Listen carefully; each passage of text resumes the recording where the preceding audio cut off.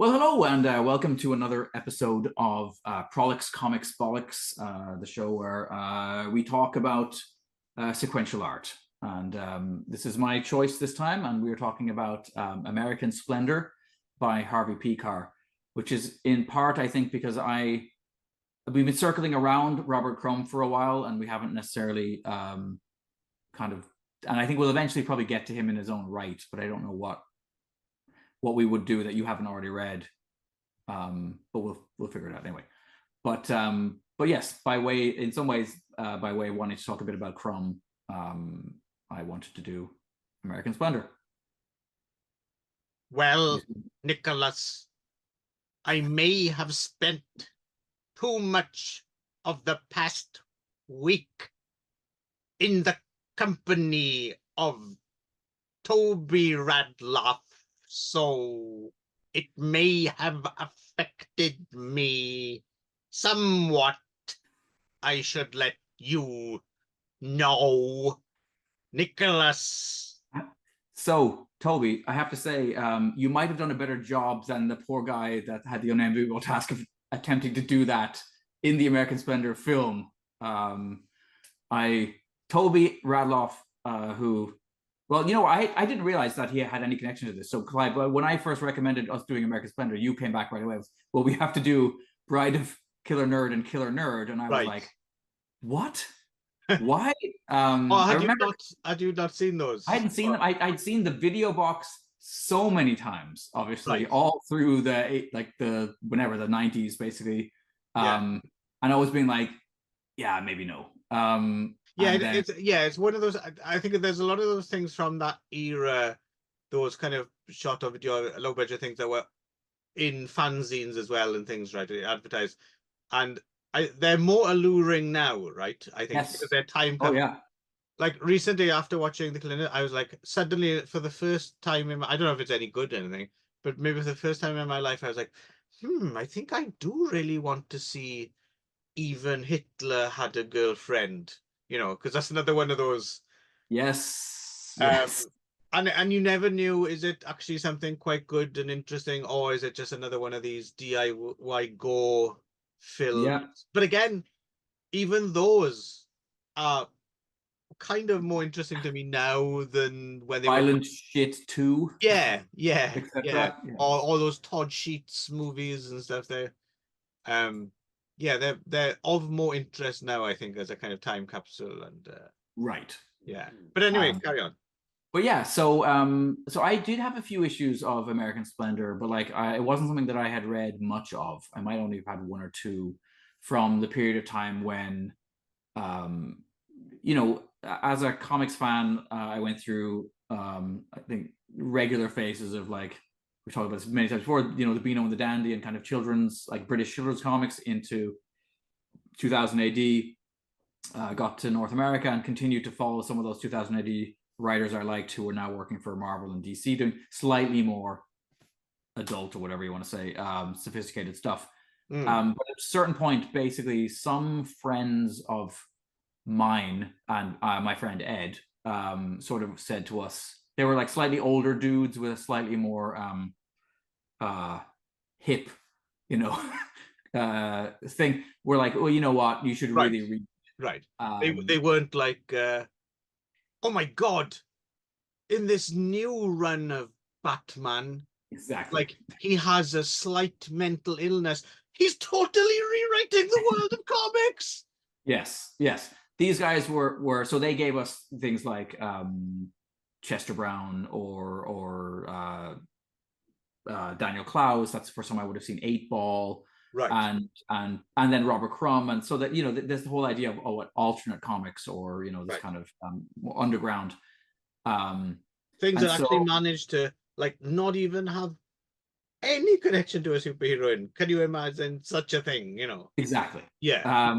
And so at this, around that time, we were dabbling in all of this stuff, and I would have bought an issue or two just to see what that was, probably because of Crumb, and I was probably aware that Crumb had done some drawing for some of the American Splendor stories. And so I just wanted to go back and take a look at it with the benefit of hindsight, because at the time I don't think it particularly grabbed me. to be honest. I think it was like it's very, and it still is very, very slice of life. Yeah, very slight, isn't it? Some of the stories are just, there's barely anything there, right? Right.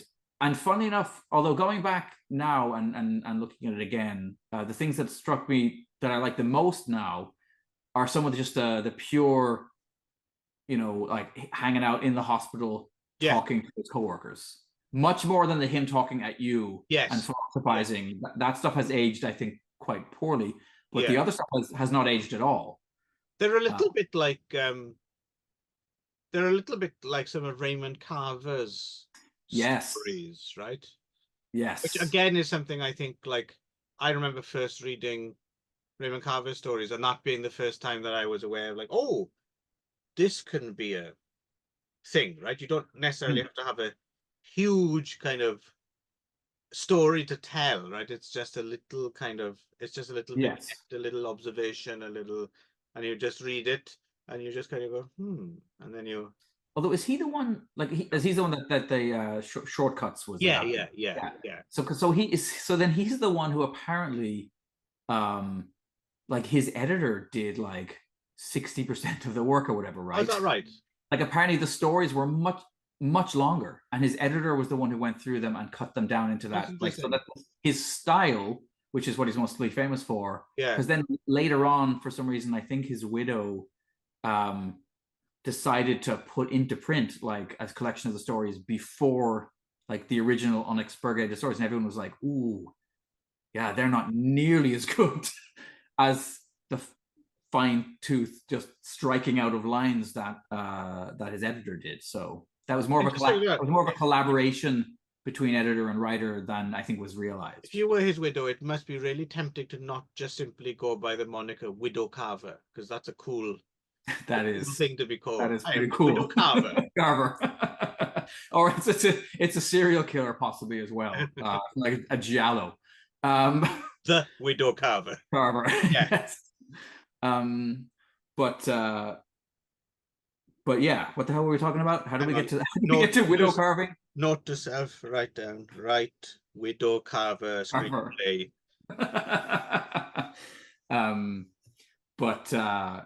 But yeah, no, I think so. That stuff I think has and that's where I think the overlap too with Bukowski for me is there's a little bit of overlap there, and it's not just because, although it is partly because Robert Crumb also illustrated some of Bukowski's stuff as well, right? And there's something similar about the way he went about it, the slightly more realistic, grubby looking style that like Crumb uses for Bukowski and for Pekar. Right. But it also is that kind of slice of life, just dudes shooting the shit, trying to struggle, through existence. Well, yeah. Plus, as well, I think it's the other thing it's important to do is, so when does he start writing these? 76, 77, something? 75, I think. And clearly I don't know if I think I don't know how much they would have been before this. He must be a progenitor of this sort of extremely confessional, autobiographical, and such a lot has come down the pike since that it's become almost self-parodic sometimes. Yes. But so it's worth keeping in mind how revolutionary it would have been at the time. So, for instance, when you read the comics or watching the movie, there's the scene, like where Robert Crumb's looking through his stick drawings, and goes, "Oh, this is great," or whatever. That kind of, I think that's absolutely authentic, but it's sometimes difficult because nowadays you can't imagine that, like, because nowadays people just go, yeah, maybe, it depends on but the fact that it did just do this would have been a much bigger deal, right? In that I think that very much he was a pioneer. I don't know, certainly in American comics, I don't think anyone was doing this. I don't know that in British comics anyone was doing this either. Even in the undergrounds, I still think the undergrounds tended to skew more fantasy and science fiction. It was just aimed at a slightly older audience or whatever. Who knows? I or mean, it could be. comedy, like drug comedy, right? Like Yeah, the underground yeah. and sex, but like but Who knows? not Maybe next month, Fantagraphics or the Treasury of British Comics or something, they're going to dig up and release, some right, super like guy from the 30s or something who's right. doing. Yeah, Yeah, let's hope so. yeah, yeah. Always good to find these things. But yeah, and I wonder too about like in Japan though there probably is a press like who was the guy that we read that I recommended? I can't remember his name. Oh, the Hatsune? drifting, yeah, the drifting life guy. That stuff is pretty much around this time too, right? It is, I Yeah, believe it's maybe a little bit earlier. yeah. So I Late think 70s. Japan, as always, Yeah, was probably ahead of this curve. maybe also possibly continental Europe might I wonder if maybe have had. France, Yeah, right, a more yeah. but still, even if it was going on, there was no way people knew about that back in the day. No. Comics So, didn't. and in terms So of this is totally English language organic comic, where it comes from. This is, I mean, American Splendor is a great title yep, for it, right? I have to yes, say. yeah.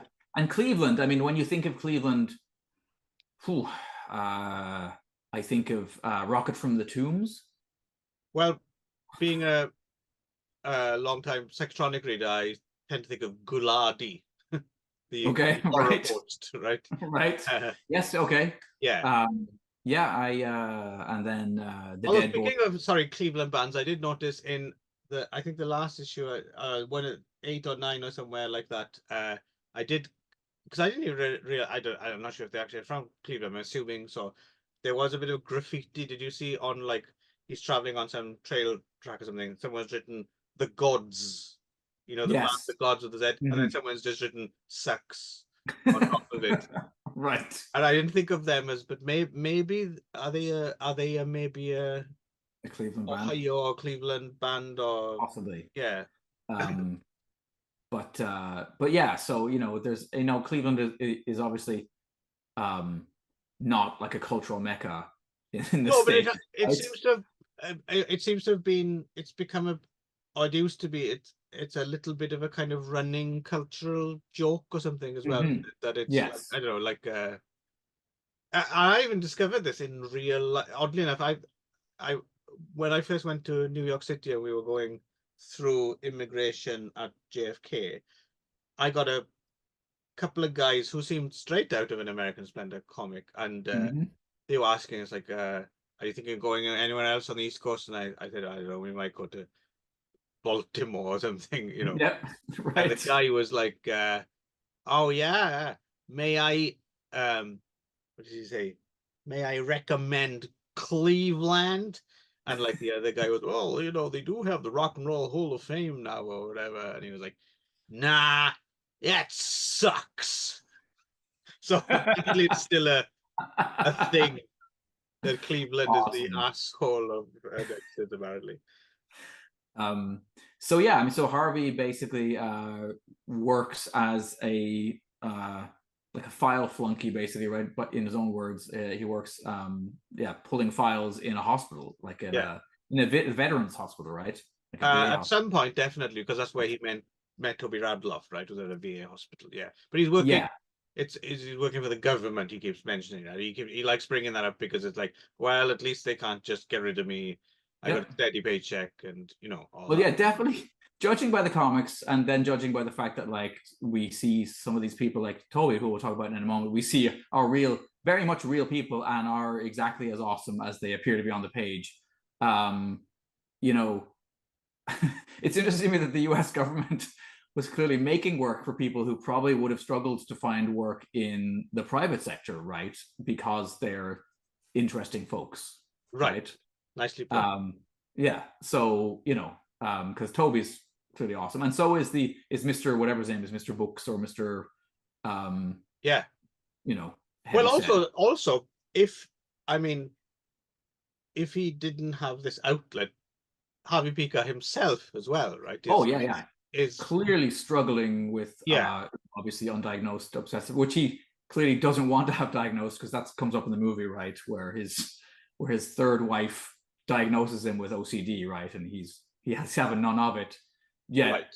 everything everything in his life certainly, leads that direction. Yeah. One thing we should mention about I did appreciate about that film actually is the production design, like the sagging shelves underneath with all these Yeah. set dates and records. Records. That was good.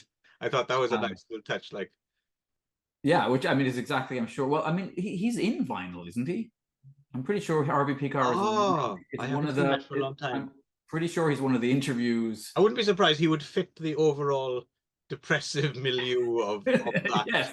Yeah. rather awesome documentary, which I need to rewatch again one day, actually. Yeah. No, I'd be happy to do that as well. We can. I don't know if we could figure out a way to do it in one of the shows, but definitely an incredible piece of work. Most people I know who also were very much collectors, really wanted to just set fire to their stuff after watching that. Fight down the urge to just go out and set fire to the shed full of records or whatever. But yeah, so he works there, and yeah, so we do see he has this massive collection of vinyl, and he hustles records at work in an attempt to kind of make extra money to buy more. And I do like that part. There's the story where he really gets into like the weeds of the addiction, where he's talking about how he's buying stuff that he has no intention of listening to just because, like, oh, that's a really good deal, like, and it's just right. Filling up his home with sides. But I do have, there's something about that, I don't know, there's something a little bit that I still enjoy seeing that era of pre-internet collecting, where even though it's all consuming, it still seems like doable, and it's more social. It's more social. You have to talk to other people. You have to go into stores. You have to meet other collectors. Yeah, and it's analog as well, and it's thinking about things and working out which missing, numbers you don't. Yeah. But then you find out, oh, this record was actually never made, or there's another record that has the same serial number as that kind of, things you work out organic footwork, and then someone else, someone else on this mailing list actually they managed to put together a complete list of everything that was put out by this small regional record label or something now. Whereas nowadays, of course, all that information is just a click away, but you haven't done the work necessarily yourself. So where are the nerd detectives? The nerd detectives were an important thing, right? And now they're right, which is interesting. I do wonder if there's some part of that. Well, me definitely included that kind of person's brain, because now I've kind of switched focus when it comes to like my movie watching and stuff, and I wonder if it's a coincidence that I've deliberately chosen to focus on areas of cinema which are quite difficult to find information about. Very I've subconsciously made it more hard work for me to find out things, because I'm enjoying the process of hunting that stuff down more, because for previous, it's not that hard anymore. So as Lemmy once told us, Clive, the chase is better than the catch. Yes. Do you want to buy a frog? So anyway, I don't know what else do we want to say about the actual comics. They're drawn by a variety of different artists. Yes. My favorite is probably Crumb. There's but his art that just suits the stories. Yeah. Well, yes. But there are other artists who, and they all kind of draw Harvey in slightly different ways. But some of them are quite striking. There's like, I should have written all this down, I suppose, but there's one person who does this style, which is this really interesting mix of like incredibly primitive kind of line drawings and scribbles, but then with like extremely photorealistic faces. Yes, I like interesting style. I thought that was good too. Yeah, I mean, definitely there are other artists in there that are strong as well, and they're all fine. I mean, they all get the story across, which is the important thing, right? Yeah, I don't think there was anything that jumped out at me as, oh, I don't like that at all. They were all. I was laughing though in the movie where there's a scene where Harvey is complaining about his wife. She's like, oh, like this, she's got way too many words in these panels. I was like, Jesus, Harvey, like, have you looked at your own comics? Like, some of them just become like yeah, blocks of text with a face squished at the bottom, right? So The film's surprisingly good as well, isn't it? I think, especially the more it goes on, I'd seen it before, but I don't think I'd seen it post reading the comics. And it right. still holds up. Paul Giamatti's a much better bit of casting that you might think. And I can't, I didn't. The guy You who know, the only plays, other guy person who I plays thought. Go Crumb, ahead. I was going to say, gets the Crumb laugh spot on. I thought. So do you know who that is? That I watched the movie and I was really taken with his performance too. I was his name's James Urbaniak or something like that. But so yeah, I was like, holy shit, that guy is nailing Yeah, Crumb yeah. and everything about him. Especially And the laugh, especially that in your own that kind of laughing at yourself yeah. thing. But so he is the voice of Dr. Venture in the Venture Brothers, which has long been a Oh, okay. I've never seen favorite it. sort of semi-underground cartoon series in this that I Hmm. particularly the first two seasons I really really liked. So obviously approach with caution, Clive. But anyway, and he is an actor and a voice actor, but basically I know him best for having played that character for many years. He did. I mean, he was good in general. You're right. I'm sure that's pretty accurate. But specifically when the first time he laughed to Yeah. himself, I was like, holy fuck, that's uncannily good. Yes. Yeah. So, but it's funny when I was watching the movie, the only other person I started to see, and it's partly because he's actually sometimes in the comics he's even drawn, so he looks like middle-aged Michael Keaton. Ah, Like, right. That would and be an Michael Keaton's interesting casting energy, choice, actually. something about his energy is very similar to Harvey Pekar's real life energy, and I thought Yeah. that would have been he would have been also, I think. Michael Keaton as like a Beetlejuice looking kind of Yes. yeah. Yeah. Yeah. Yeah, Um, Harvey Pekar does look a little bit like a less supernatural Beetlejuice. yes. But that said, Giamatti's performance is rock solid. Yeah, it's good. It's good. It takes a little while just to immediately off the back of reading the comics. Obviously, it takes you a little, Yes. but then no, it's good. I tell you, it was really good as well. Actually, his Hope Davis, I thought was really good as his like a third wife, I guess. Yes. Yes. But she was really good. Joyce. So, yeah. Yes.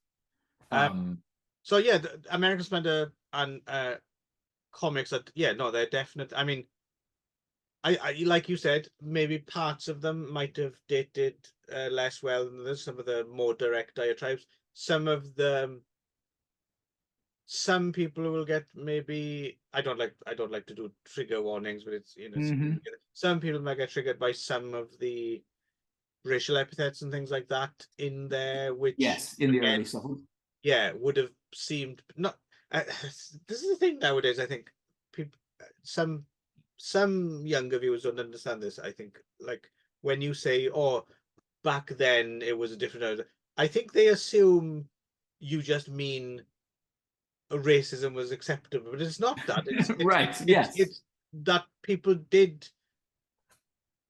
confront that stuff in a different way. It's not that Yes. it's not that people didn't say that it was racist to use the N-word or Mhm. something like that, but it was just a different. It didn't mean you didn't use it. It was I don't know. It was a more like a well, people do use it, so why are we pretending people don't? It's a rather than well, shall we stop using it because then that might it was just a Yes. different approach. It didn't mean that everyone was really racist and it was great. Yay. It was just Right. that our Yes. approach to dealing with those things were And different. not just that too, but also I mean there's points at which there's some relatively not incredibly misogynistic, but there's definitely misogyny threaded in some of those early Yeah, ones oh when yeah, yeah, yeah. he's But the kind of great thing angry is, about being lonely, and yeah, the first two wives don't come off yeah, terribly well. yeah. Oh yeah, and he goes 0 to 60, you know, Yeah, being in love with someone. Some bitches took all my money, yeah, like there's but he clearly very aware, and I suppose that's and the race thing in there as well actually is quite interesting. Is yeah, there's like some not necessarily him, but him sometimes and some other characters kind of address like having a prejudice rather than just pretending to not have it. right, It's like, right. you know what? I do. it's fucked up. I shouldn't have it, but I do. Mm. And reading that, I don't know, maybe I'm naive or something, but for me that still works as like that seems to me like a way forward. Like Right. actually admit rather than pretend you don't. Right, but Admit have that it. you have a problem. It seems to be more like it's the slow road there, but Right. And I it's also interesting that his actual workplace seems, quite integrated, right? That's which is partly why some of yeah, these conversations happen, right? And are yeah, able to that's happen. true. That's true. There's a and again, but it's not in a way where it's like it hasn't been pushed there. Like it's it's um it's a naturally diverse environment, right? You have all Yeah, the it's Cleveland. I assume with Cleveland it yeah, was just yeah, and of course yeah, lots of Pollacks and stuff as well, yeah, and Italians and yeah, old, Jewish people. I mean, Pekar himself is from a Jewish family, right? Which yeah, doesn't come up a huge amount, but sort of like he's interested in Yiddish and yeah, that kind of stuff. yeah. There's a particularly fascinating story actually where he meets an older gentleman who speaks Yiddish, right? It's I don't know. Well, what is it? Well, European Ashkenazi Jews, is that the correct Right. and all that, and then it turns out that he's a massive kind of Zionist racist. That Yes. whole arc is Yeah. really interesting because what I like about it is it's kind of there's a lot of these stories which are befriend someone, find out there's something really fucked up about them. You go through a period, finally confront them, you have a bit of an argument, and then ends with, well, yeah, I kind of still have to work with this Yeah. guy, or so Yeah. yeah. I like that because it's like Yeah. it's not about necessarily appeasement, and it's not Yeah. about either canceling someone outright, or it's Hmm. just fuck, how are we gonna move Well. on? And it doesn't tell you how. It's Yeah. just, well, you have to coexist, so somehow you're gonna have to find a way to have this conversation or to Yeah. avoid this conversation or Yep. whatever is applicable. And to me, that just Yeah. seems like That's it just very much life, yeah, and right? I Much appreciate more someone life than telling the it how it pat. is, right? Yeah, then that you're right. Then the pat kind of like, well, we all learned something, or else, Yeah. yeah, fuck, I'm never Sometimes talking to that person I again. haven't learned anything. Though some of them are great. Some of them are just the end with just him going, "Mm, Huh? yeah, fuck, I don't Yeah. know." Yeah. Yeah, the film is also interesting too because it obviously it not only does it dramatize chunks of his life, but then he's in it, right? I mean, like as like at some point the filmmakers apparently decided they wanted to have some documentary kind of element as well, partly because he is good on camera, and then so his wife appears in it, and then the real Toby, which again really dooms poor whatever his name is, that Friedland guy. Friedlander, just Yes, who I do like, and I liked him pretty in good 30 Rock actually. a great Yeah. deal. And I mean, he's good, but like he's just not, as you can't be. He's just not Toby.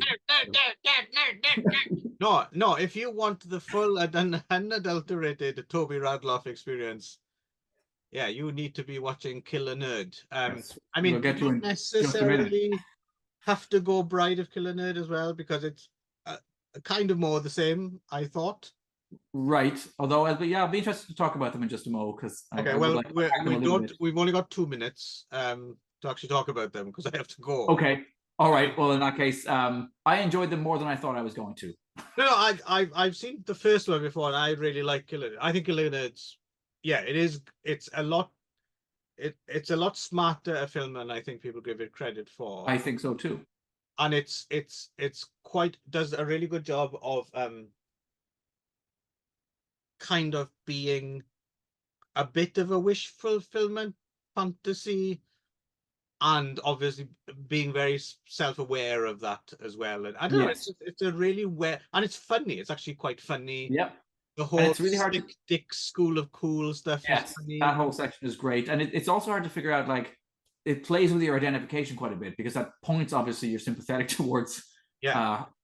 Kunkel, right? Harold Kunkel, I think, is the character's Yes. name. And then, yeah, at other points, yeah, his behavior is off the charts, Oh yeah. I mean, there's not cool.